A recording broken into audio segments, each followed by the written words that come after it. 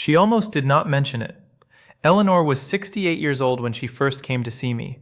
She had come in because of her blood pressure, which had been creeping upward despite her medication, and because her daughter had insisted she see a specialist rather than simply accept another dose adjustment from her general practitioner. Eleanor was the kind of woman who did not complain, who noticed things, filed them away, and said nothing unless directly asked, who had spent 68 years deciding that her discomfort was not quite serious enough to take up anyone else's time. At the end of our appointment, when I had finished addressing the blood pressure concerns her daughter had sent her in for, Eleanor paused for a moment, in the way that I have learned to recognize after 20 years in clinical practice, the pause of someone deciding whether to mention the thing they actually came in about. I asked her if there was anything else. She said, "Well, there is something with my legs, in the mornings. But it is probably nothing." It was not nothing. What Eleanor described in the next 4 minutes changed the direction of our appointment entirely, changed the tests I ordered, changed the urgency with which I wanted her to follow up, and ultimately, as I would learn over the following weeks, revealed a circulatory condition that had been developing quietly for over 2 years without anyone catching it because Eleanor had not mentioned it and no one had thought to ask. My name is Dr. Calvin Hayes.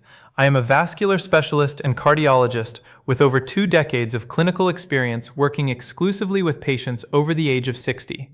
What Eleanor described to me that afternoon is something I want to describe to you today, not because I want to frighten you, because I want to give you the information that Eleanor did not have. The information that would have brought her in 2 years earlier, instead of at the end of an appointment she had almost left without mentioning it at all. Because here is what I have learned about the way circulatory conditions develop in adults over 60. They almost always announce themselves first in the legs, and the announcement almost always happens in the morning, in the specific quality of how the legs feel in the first minutes after waking, before the day has begun, before activity has normalized the circulation, when the body is at its most honest about what is actually happening inside the vascular system. And almost nobody knows how to read that announcement, so they do not report it. They explain it away. They wait. I am going to tell you what to listen for. Stay with me through all of it. Because the third symptom I describe is the one that Eleanor mentioned last, the one she had been explaining away the longest, and the one that in my clinical experience carries the most urgent vascular significance of everything on this list. Before I tell you what the symptoms are, I need you to understand something about the biology of leg circulation after 60 that makes the morning the most important diagnostic window of the entire day. When you sleep, your body is horizontal. Gravity is no longer pulling blood downward into your legs and feet the way it does when you are upright. Your heart does not have to work against gravity to return blood from the lower extremities. Blood pools and redistributes. The venous system in your legs relaxes.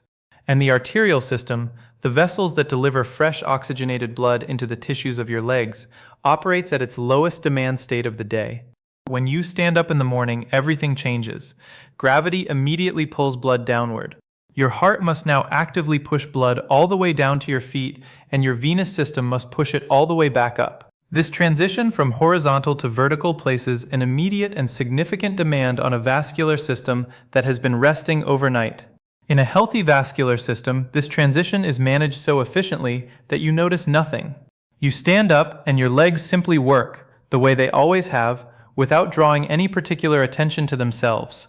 But in a vascular system where something is wrong, where arterial narrowing is limiting blood flow, where venous insufficiency is compromising the return of blood toward the heart, where peripheral arterial disease is developing silently in the vessels of the lower limbs, that morning transition is when the impairment becomes most detectable.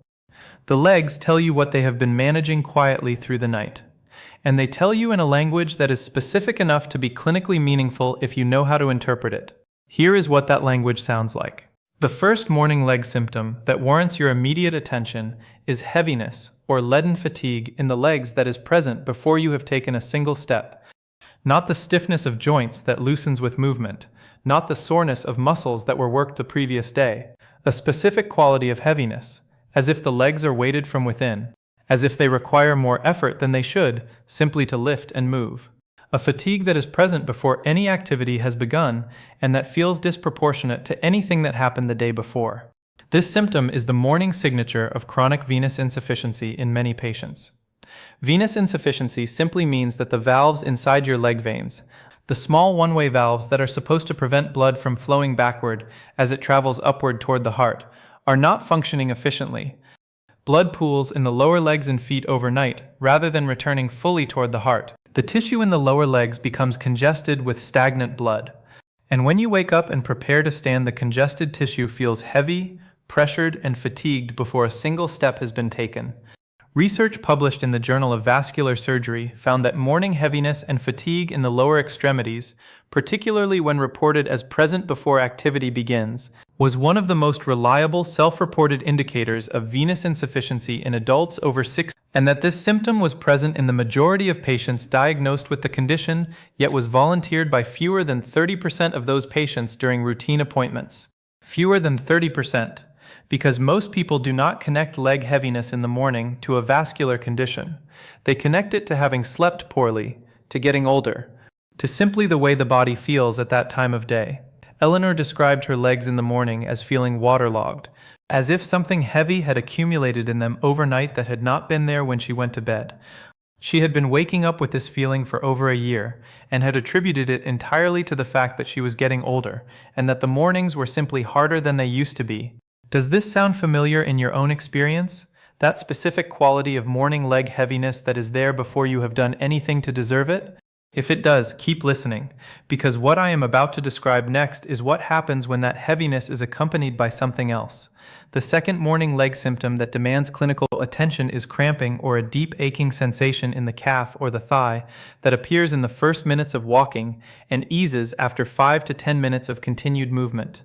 I need to pause on that specific detail because it is the most diagnostically specific element of what I am describing, and it is the element that most people completely misinterpret. The cramping or aching comes with movement and eases with continued movement, not the opposite. This is critically important. Most people assume that pain that eases with rest is the concerning pattern. In fact, the pattern I am describing, pain or cramping that arrives with the initiation of walking and gradually resolves as you continue walking, is a classic and well-established presentation of intermittent claudication.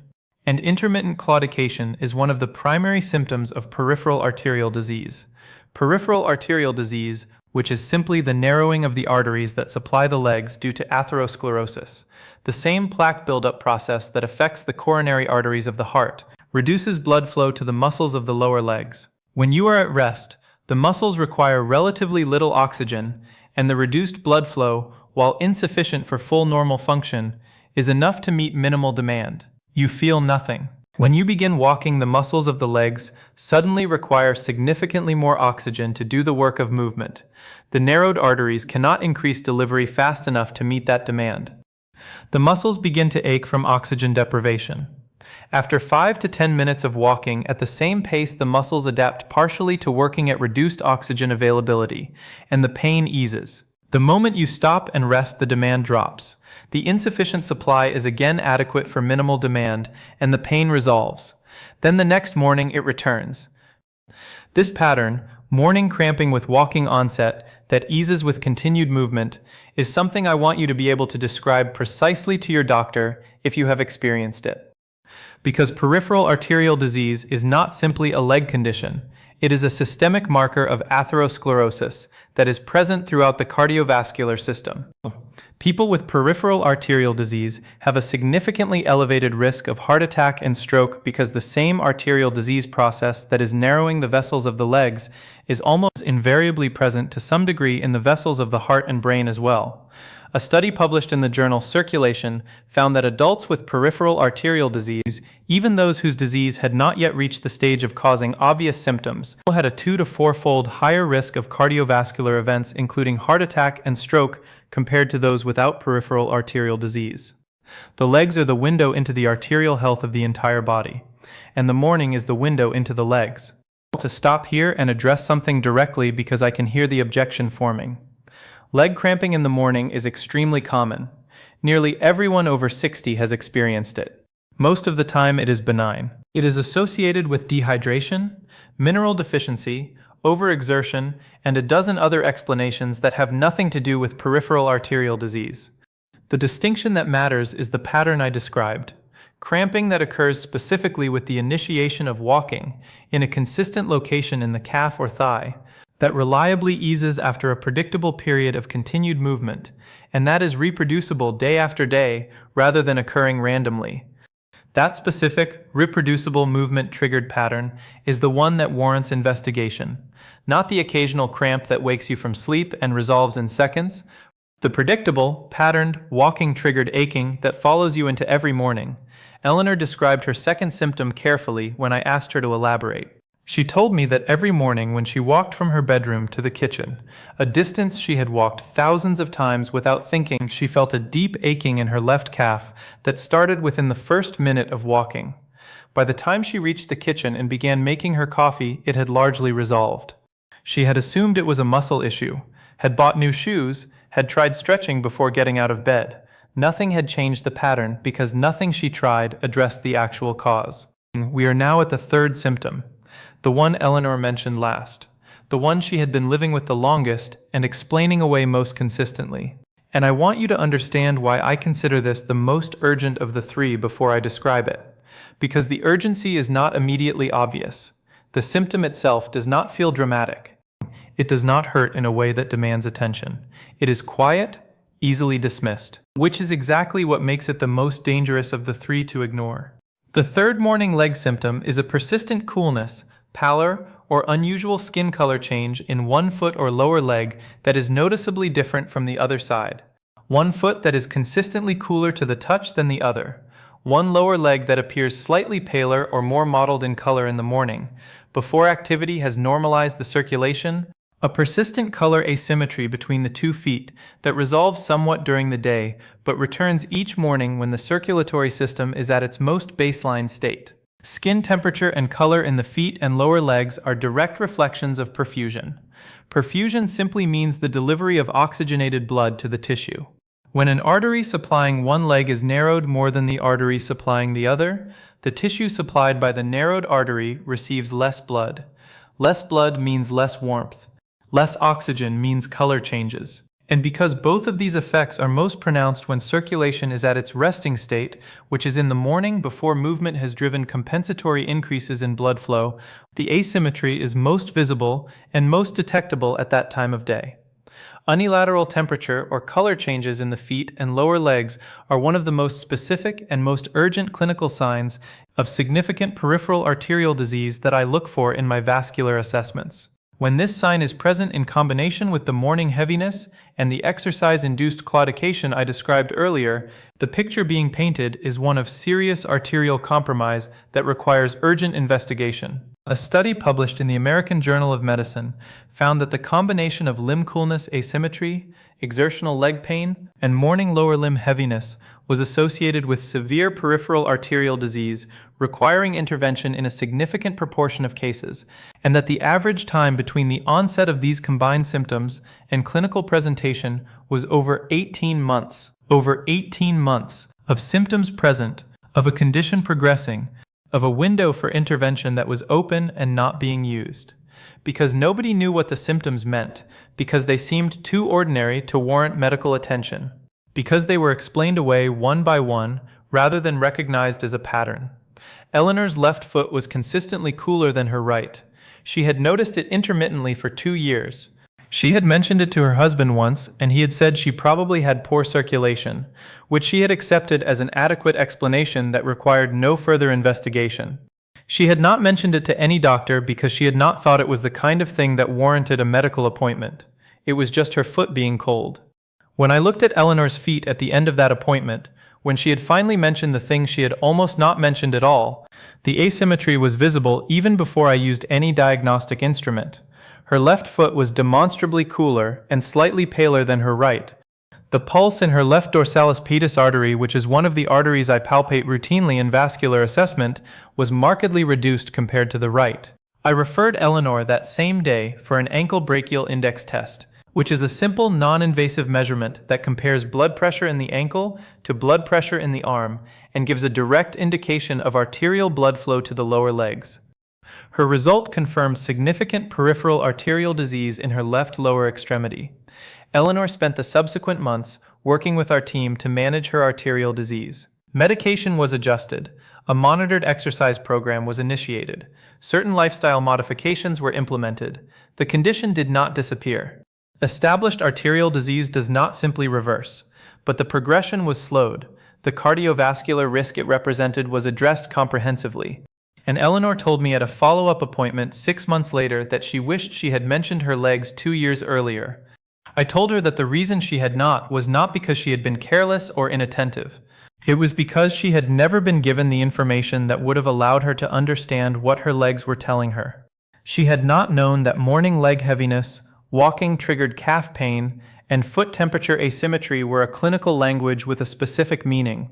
She had not known that the morning was the most important time to notice these things. She had not known that saying something about her legs at the beginning of an appointment rather than at the very end might have changed the entire course of the previous 2 years. I am giving you that information now because you deserve to have it before your legs have been speaking for 2 years without anyone listening.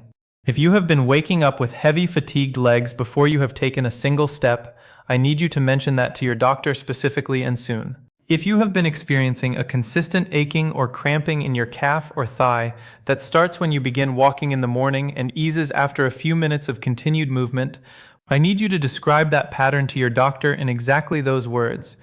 And if you have noticed that one foot or one lower leg feels consistently cooler or looks subtly different in color from the other, particularly in the morning before activity begins, I need you to take that observation seriously enough to make it the first thing you mention at your next appointment rather than the last.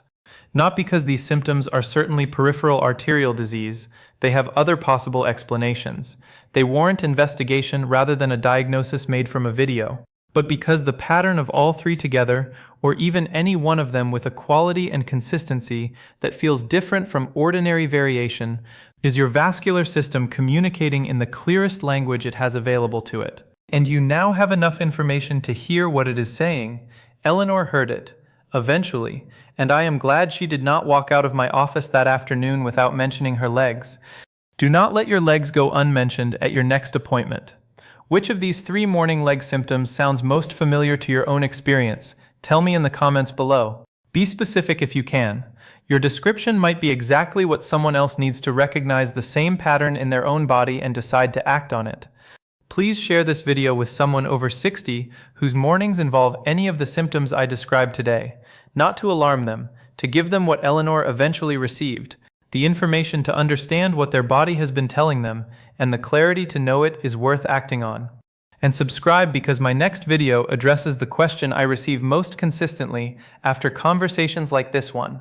What can you actually do, starting this week, to support and protect the circulation in your legs if you are over 60? The specific exercises, the dietary changes, and the daily habits that the vascular research most consistently supports. You are going to want that one.